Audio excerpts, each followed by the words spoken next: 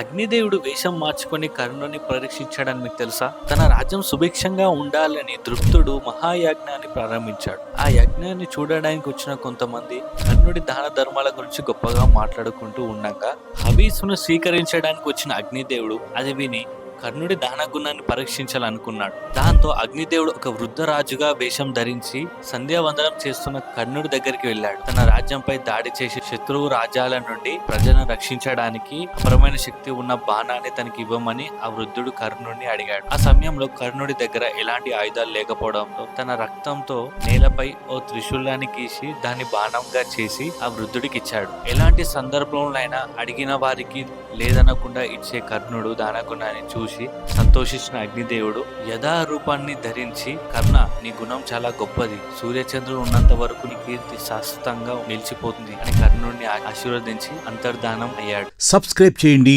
Like చేయండి, share చేయండి.